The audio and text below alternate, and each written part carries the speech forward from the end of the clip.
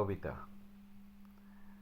একসময় আসলে কবিতা লেখা, পড়া বা টুকটাক আবৃত্তি করা ভালো লাগতো, কিন্তু এখন আর আসলে হয়ে ওঠে না।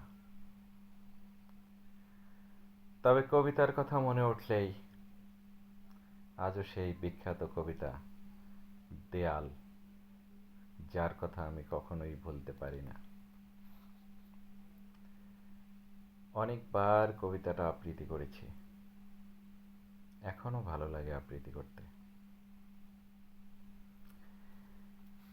দেয়াল, দেয়াল কখনো ডিঙোতে পারিনি আমি।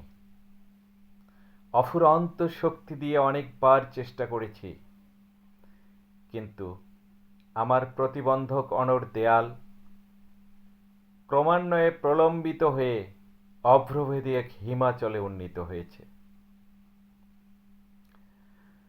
আকাশ ছোঁয়া সেই দুর্ভেদ্য দেয়াল আমি আজও ডিঙোতে পারিনি। জীবনের উষালগ্নে একলব্যের মতো একনিষ্ঠ সাধনায় নিমগ্ন থেকেও ব্রহ্মচার্যের বিমূর্ত দেয়াল আমি অতিক্রম করতে পারিনি। বর্ণাঢ্য যৌবনের শাসাগরা ধরিত্রীর এক প্রান্ত থেকে আর এক প্রান্তে উদ্ভ্রান্তের মতো ছুটে গিয়েও আমি পারিনি আমার জীবনকে রাঙাতে। হৃদয় নিংড়ানো ভালোবাসায় যার উষ্ণ সান্নিধ্যের জন্য আমি তীর্থের কাকের মতো অধীর আগ্রহে প্রতীক্ষা করেছি, প্রণয়কে পরিহাস করে সেই সুজন আমার সুকৌশলে গড়ে তুলেছে বিচ্ছিন্নতার এক মনস্তাত্ত্বিক দেয়াল। আজ আমার সামনে দেয়াল, পিছনে দেয়াল, দিগন্ত প্রসারী সর্বমুখী দেয়ালে আচ্ছাদিত আমার সমস্ত স্বপ্ন। সুকঠিন নিগরে বাঁধা আমার সমস্ত সুখ। অন্তহীন দেয়ালের নির্দয় নিষ্পেষণে আমি চিৎকার করে উঠি, অবরুদ্ধ অচলায়তন বিদীর্ণ করে।